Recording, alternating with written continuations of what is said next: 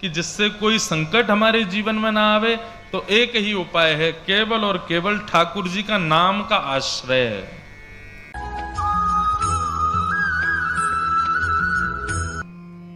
हरिस्मृति सर्व विपद विमोक्षणम। हरिस्मृति से सारी विपत्ति अपने आप शांत हो जाती है। विपत्ति जीवन में ना आवे ऐसा कोई उपाय नहीं है बंधुओं।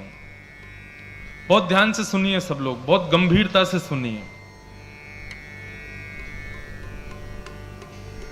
विपत्ति जीवन में ना आवे, हमारे जीवन में कभी कोई कष्ट ना आवे, ऐसा कोई उपाय ना तो किसी शास्त्र में वर्णित है, ना किसी पुराण में वर्णित है, कहीं भी नहीं है। और यदि आप ढूंढने के लिए जाओगे, ज्यादा अध्ययन करके प्रयास करोगे कि कुछ मिल जाए कि जिससे कोई संकट हमारे जीवन में ना आवे, तो एक ही उपाय है, केवल और केवल ठाकुर जी का नाम का आश्रय है।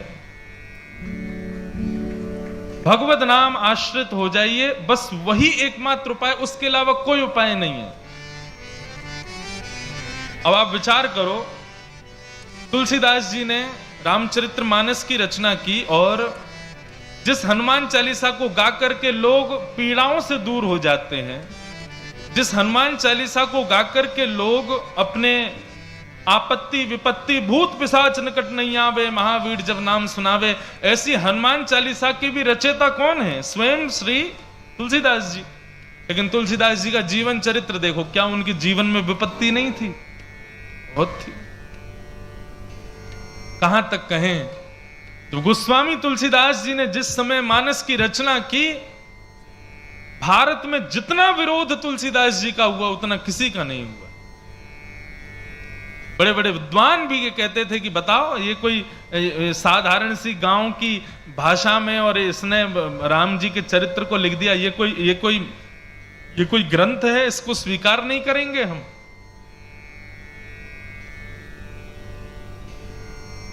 गोस्वामी तुलसीदास जी अपनी मानस को लेकर के काशी विश्वनाथ भगवान के पास गए और जाकर के गर्भगृह में रात्रि शयन के समय पर मानस को वहीं रख दिया, ठाकुर जी के पास में, विश्वनाथ भगवान के पास में, और हाथ जोड़ करके कहा, हे विश्वनाथ भगवान, मैंने किसी मानव को रिझाने के लिए इस ग्रंथ को नहीं लिखा है। स्वांतः सुखाय तुलसी रघुनाथ गाथा। मैंने अपने आप को प्रसन्न करने के लिए लिखा है, मैं किसी को खुश नहीं करना चाहता, लेकिन अपनी प्रसन्नता के लिए मैं चाहता हूं कि आप एक बार स्वीकृति प्रदान कर दें कि मैंने जो रचना की है ये उचित है कि नहीं। मेरी कोई काबिलियत नहीं कि मैं लिख सकूं, लेकिन फिर भी मेरे अंदर जो जो भाव आते गए मैं लिखता गया हूं।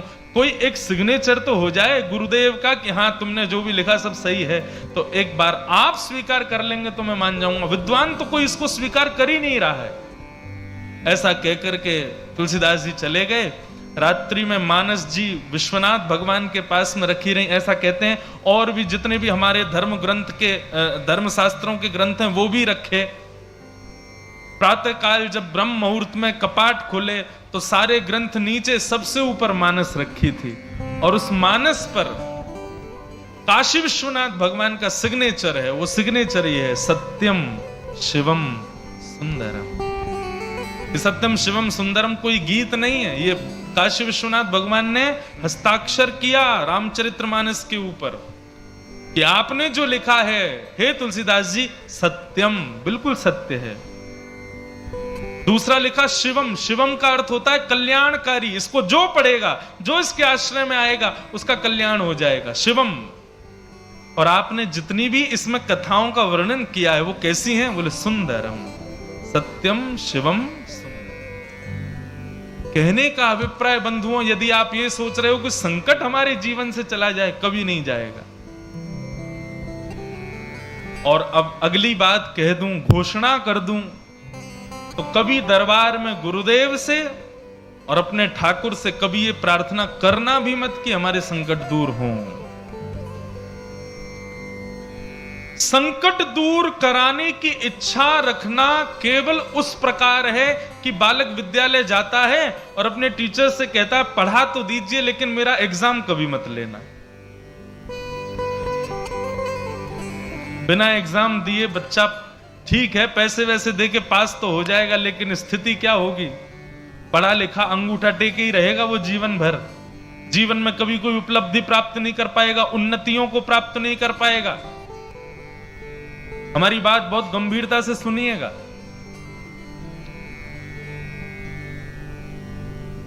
ठाकुर जी से कभी प्रार्थना मत करो कि संकट दूर हो। अपने गुरुदेव से कभी प्रार्थना मत करो कि हमारे संकट दूर हो। ठाकुर जी से बस ये प्रार्थना करना, नाथ संकट हमारे जीवन में है, इस संकट से जूझने का बल आप हमको प्रदान करो, इससे लड़ने की शक्ति आप हमको प्रदान करो। बस संकट विपत्ति दूर हो ऐसी कामना कभी ठाकुर जी से मत करना। उसके पीछे कारण है, और वो कारण क्या है? एक भक्त को पेट का रोग हो गया, इतना भयंकर रोग हो गया कि महाराज वो पानी भी पीता तो सब प्रस्थान हो जाता। लेकिन उस भक्त का नियम था, वो जगन्नाथ भगवान के दिन में 8 बार दर्शन करता था, लेकिन पेट के रोग की वजह से मंदिर ही नहीं जा पा रहा था। समुद्र के किनारे विलाप कर रहा था, भयंकर रोग हो गया था, मलमूत्र में सना हुआ पड़ा था। तभी जगन्नाथ भगवान प्रकट हो गए, और प्रकट होकर के उसके अंग पर लगे हुए मलमूत्र को ठाकुर जी अपने हाथ से पोंछने लगे। भक्त ने जब देखा, भक्त ने हाथ पकड़ लिया, बोले ठाकुर जी आप क्या कर रहे हो? बोले तुम्हारा शरीर मलमूत्र में सन गया है, उसको साफ कर रहे हैं। ऐसा मत कीजिए नाथ, आप भगवान हैं, आप परम पवित्र हैं, मेरे तन के मलमूत्र को आप साफ क्यों कर रहे हैं? बोले क्यों? भक्त मेरी सेवा करता है तो मैं भी भक्त की सेवा कर सकता हूं। बोले आपकी बात ठीक है, तो फिर एक काम करो ना, मेरा रोग ही दूर कर दो। जब आप इतने ही सामर्थ्यवान हो तो मेरा रोग दूर कर दो, मेरे मलमूत्र को साफ क्यों कर रहे हो? मुझे ठीक कर दीजिए, स्वस्थ कर दीजिए। भगवान बोले स्वस्थ नहीं करूंगा। भक्त ने पूछा क्यों?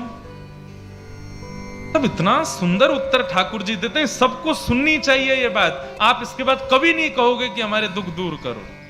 ठाकुर जी कहते हैं देखो, मानव के जीवन में वो जो कुछ भी भोगता है वो सब अपने प्रारब्धों से भोगता है, और प्रारब्ध जब पूरा भुग जाएगा तब ही वो मेरी प्राप्ति कर पाएगा, उससे पहले मेरी प्राप्ति नहीं हो पाएगी। यदि व्यक्ति कहे कि मेरे संकटों को दूर कर दो, तो इसका मतलब क्या हुआ? उसके प्रारब्ध से जो उसको भोगना था वो नहीं भोगा, और यदि वो नहीं भोगेगा तो मेरी प्राप्ति नहीं हो पाएगी।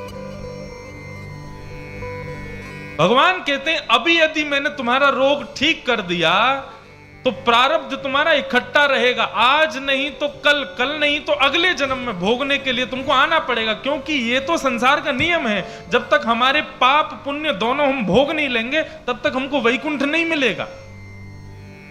जब दोनों शून्य नहीं हो जाएंगे जब तक, तब तक ठाकुर जी नहीं मिलेंगे। और इसको शून्य यदि करना है तो आपको अपना प्रारब्ध भोगना तो पड़ेगा। इसलिए ठाकुर जी कहते हैं प्रार्थना ये करो कि बल मिले, ये मत करो कि दुख दूर हो, संकट दूर हो। स्वामी विवेकानंद तो कहते हैं कि यदि किसी व्यक्ति के जीवन में संकट नहीं आते तो ऐसा व्यक्ति विचार करे कि वो वास्तव में जी रहा है कि नहीं जी रहा है।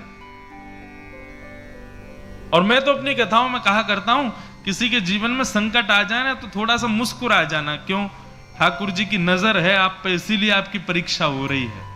और जिनकी कभी परीक्षा नहीं होती तो समझो ये बैक बेंचर्स हैं। जैसे क्लास में पीछे बैठने वाले बच्चे होते हैं ना, टीचर ना उनको डांटता है ना उनसे कुछ कहता है, बोले क्यों? ये पढ़ते लिखते तो है नहीं, पीछे ही पड़े रहो तुम।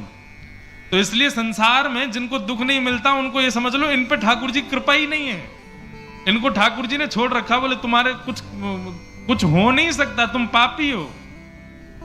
लेकिन जिसको समय समय पर पीड़ा हो जाए, जिसको बात बात पर कोई ना कोई परीक्षा भोगनी पड़े, तो समझ जा रहा कि ठाकुर जी की हम पे दृष्टि है, इसीलिए बार बार कुछ ना कुछ होता रहता है। संसार एक दुखालय है और यहां हम दुख ही भोगने आए हैं, उससे हम बच नहीं सकते। लेकिन फिर भी जैसे मीराबाई के जीवन में दुख आया, लेकिन मीराबाई के जीवन चरित्र को आप पढ़ोगे तो कहीं भी ऐसा नहीं लगेगा कि मीराबाई कर्म पर हाथ धर के बैठी हो कि हे नाथ ऐसा क्यों हो रहा है। भक्त प्रहलाद के जीवन में दुख आया, खुद की सगी भुआ लेकर के चिता में बैठ गई, इससे बड़ा दुख क्या होगा। खुद के पिता मारना चाहते हैं, इससे बड़ा दुख क्या होगा।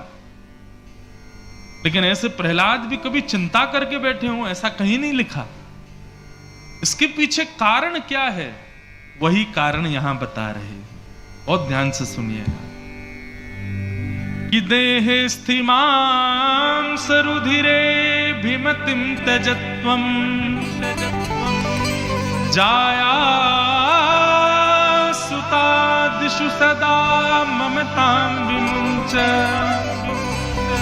पश्यानिशं जगदिदं क्षणभङ्गनिष्ठं वैराग्यरागरसिको भवभक्तिनिष्ठः।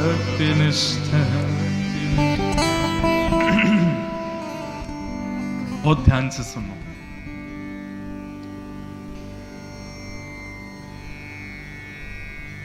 यहां पर गोकर्ण जी महाराज अपने पिता को एक सूत्र दे रहे हैं, दुख से बचने का सूत्र। पिताजी,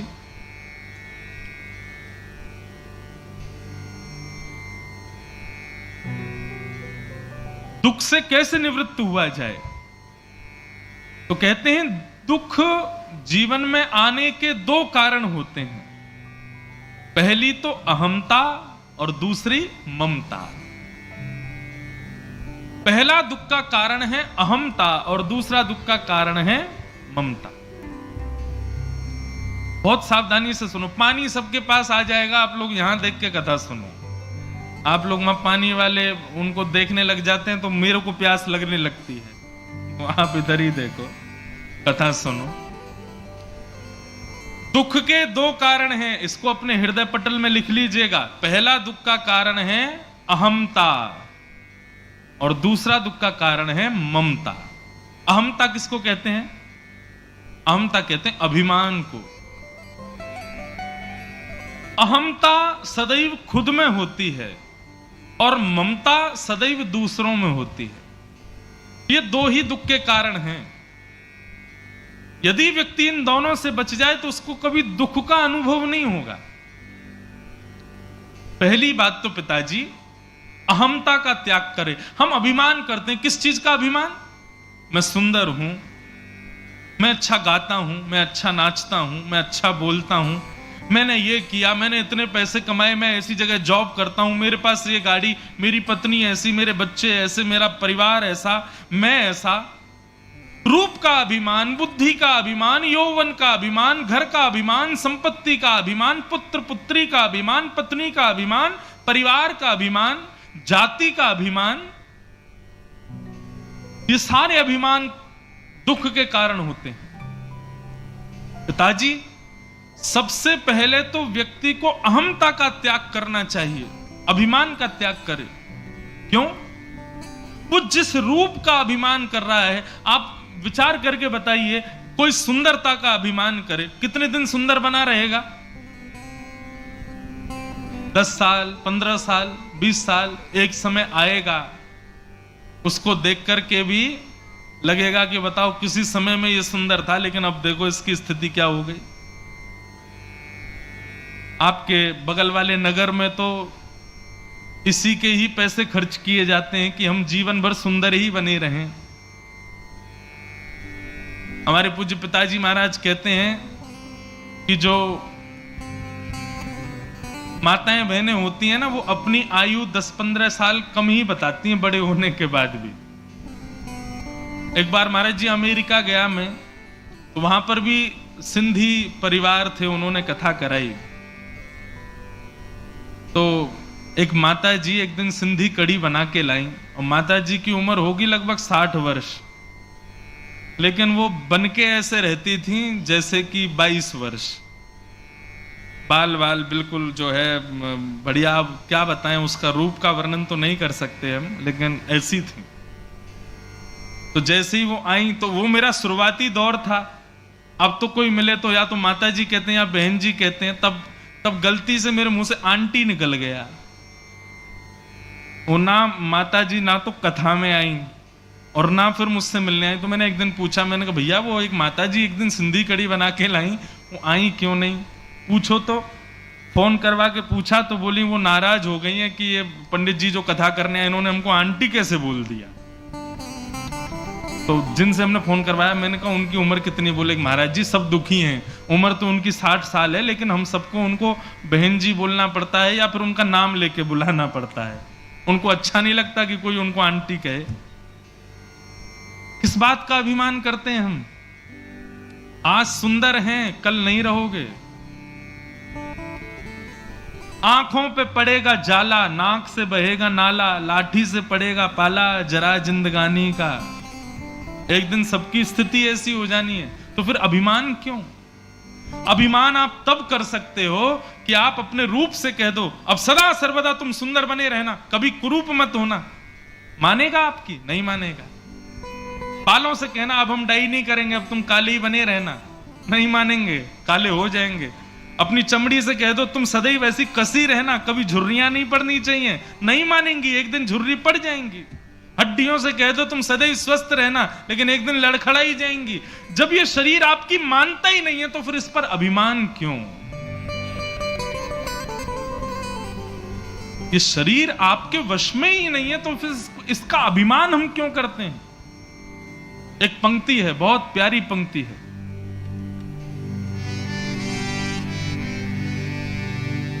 देने वाले ने दिया वह भी दिया किस शान से, मेरा है यह लेने वाला कह उठा अभिमान से।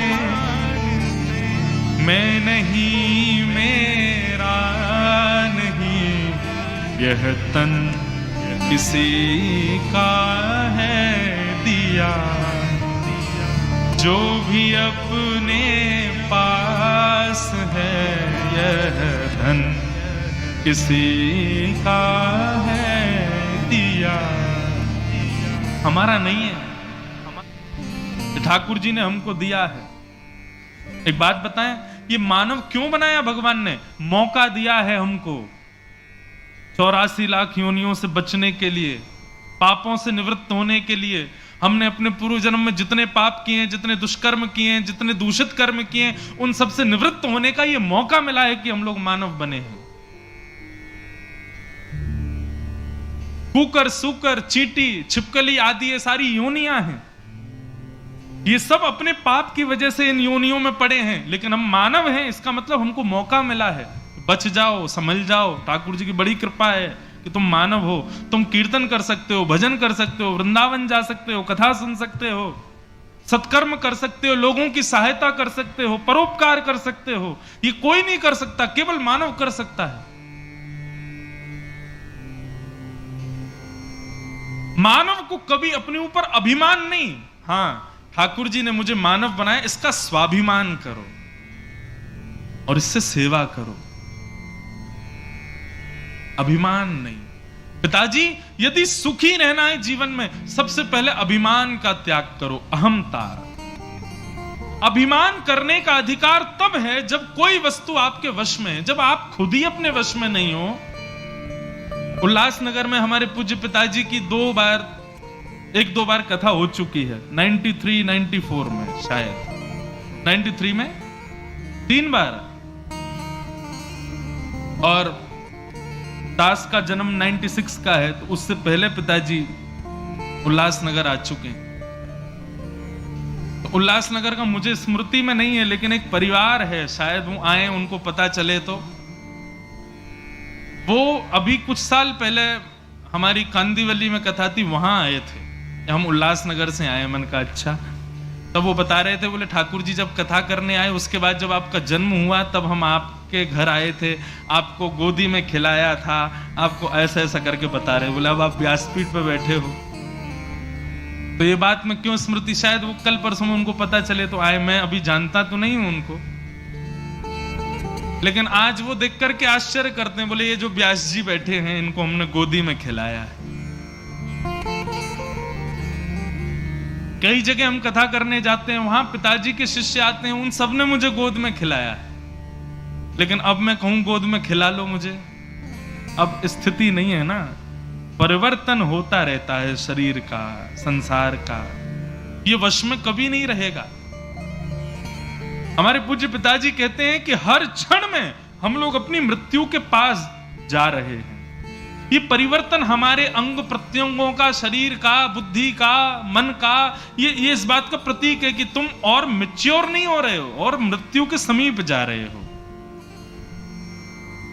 हर क्षण हम मृत्यु के पास जा रहे हैं। जैसा मैं आज हूं वैसा कल नहीं था, जैसा आज हूं वैसा कल नहीं रहूंगा, और जैसा कल रहूंगा वैसा 10 साल बाद भी नहीं रहूंगा। हर समय बदलता रहूंगा मैं। तो जो परिवर्तनशील शरीर है उस पर अभिमान क्यों करना? इससे अहंता का त्याग करो, अभिमान छोड़ो। और दूसरा पिताजी काम करना है, यदि सुखी रहना है तो शरीर के जितने संबंधी हैं उनमें जो ममता है उस ममता का त्याग करो। कई लोग होते हैं उनको खुद में अभिमान नहीं होता, लेकिन अपने बच्चे पर बड़ा उनको गौरव होता है, बड़ा ममता होती है उसके प्रति। संसार में कोई अपना नहीं है बंधु,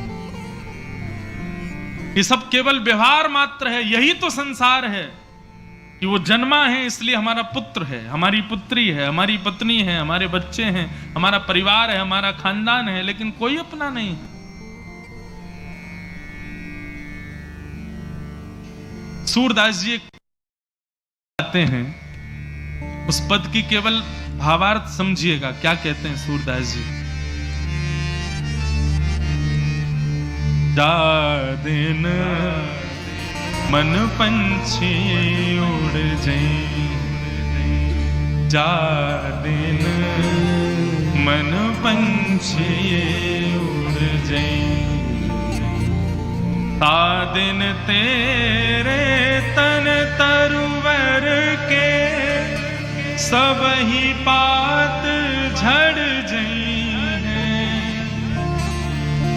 ता दिन तेरे तन तरुवर के सब ही पात झड़ जाई हैं, जा दिन मन पंछी उड़ जाए हैं, जा दिन मन पंछी उड़ जाए। जिस दिन हमारे भीतर बैठी जो आत्मा है वो उड़ गई, जब हंस अकेला उड़ जाएगा, खाली पिंजरा पड़ा रह जाएगा, कुछ नहीं बचेगा। स्वयं से अहंता का त्याग और अपनों से ममता का त्याग। सूरदास जी उसी पंक्ति में आगे कहते हैं, पत्नी हाथ पकड़ करके 7 फेरे लेती है, और 7 फेरों में क्या कहती है, हम 7 जन्म तक साथ रहेंगे, अगले जन्म में भी मैं आपकी पत्नी बन के आऊंगी, आप मेरे पति बन के आना, आदि आदि जो भी नियम होते हैं, जिनके ब्याह हो गए उनको पता होगा। लेकिन सूरदास जी कहते हैं, जा प्रियतम सो प्रीत घनेरी, सो देख डर जई है।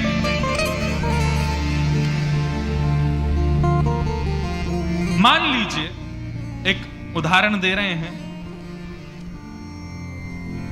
ऐसा तो है नहीं संसार में किसी की मृत्यु नहीं होगी, सबकी होगी।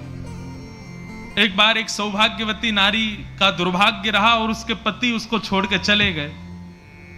बहुत रोई बेचारी, मेरे पति कहां चले गए, बहुत रोई। लेकिन फिर परिवार के लोगों ने जाकर के उसका संस्कार कर दिया। बहुत महीनों तक विलाप करती रही कि मेरे पति कहां हैं, लेकिन जैसे तैसे ठीक होने लगी। परंतु एक दिन आया, उसके पति ने यमराज से प्रार्थना करी, मेरी पत्नी बड़ी दुखी है, मुझे आज्ञा दीजिए, मैं अपनी पत्नी से मिलने जाना चाहता हूं। तो यमराज बोले ठीक है, जाओ अपनी पत्नी से एक बार मिलाओ। बहुत महीनों तक विलाप करती रही कि मेरे पति कहां हैं, लेकिन जैसे तैसे ठीक होने लगी। परंतु एक दिन आया, उसके पति ने यमराज से प्रार्थना करी, मेरी पत्नी बड़ी दुखी है, मुझे आज्ञा दीजिए, मैं अपनी पत्नी से मिलने जाना चाहता हूं। तो यमराज बोले ठीक है, जाओ अपनी पत्नी से एक बार मिलाओ। पत्नी बेचारी रात्रि में सोई थी, इतने में ही ऊपर पंखा घूम रहा था, तभी गौर से देखा तो पंखे के ऊपर पतिदेव बैठे थे। पत्नी की स्थिति क्या हुई? भूत पिशाच निकट नहीं आवे, महावीर जब नाम सुनावे, नासर हो गए सब पीरा, जपत निरंतर हनुमत पीरा, जल लेकर के आवे, छिड़काव करे, भागो यहां से। आ गए भूत पिशाच।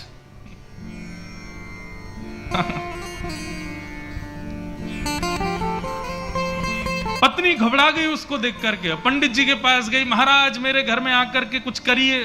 बोले क्यों?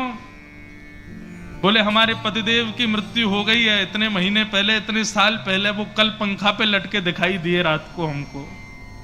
सूरदास जी कहते हैं, जा प्रियतम सो प्रीति घनेरी, मृत्यु के बाद सो देख डर जई हैं। तो फिर ये ममता किससे कर रहे हो आप? मृत्यु होने के बाद पत्नी, बच्चे, खानदान, परिवार सब रो भले ही रहे हैं, लेकिन यदि आप दोबारा उठ के बैठ गए ना तो सब भाग जाएंगे वहां से, क्योंकि उस समय भय लगता है कि अब तो ये चला गया, अब नहीं आ सकता। और यदि चमत्कार से आ भी गए तो सब भय के मारे भाग जाएंगे।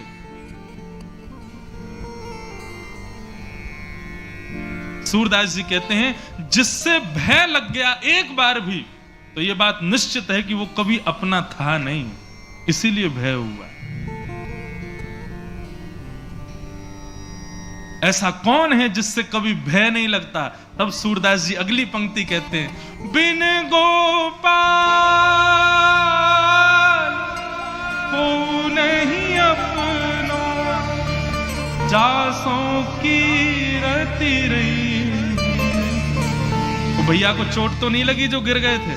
ठीक है, आप ही गिरे थे, ठीक है भैया। बिन गोपाल को नहीं अपनो। ठाकुर जी से कभी डर लगेगा? कभी डर नहीं लगेगा। मान लो आप सो रहे हो रात्रि में, अंधेरा कमरा है, और उसी समय नील वर्ण आपको दिखाई देने लगे और चंदन की सुगंधी नासिका में आने लगे, रुम झुम पायलों की झनकार आने लगे, तभी नेत्र खोल करके देखो मोर मुकुट पीतांबरधारी द्वारिकाधीश सामने खड़े हैं, श्री वृंदावन बिहारी लाल खड़े। भय लगेगा क्या? नहीं लग सकता। ठाकुर जी से कभी भय नहीं लग सकता।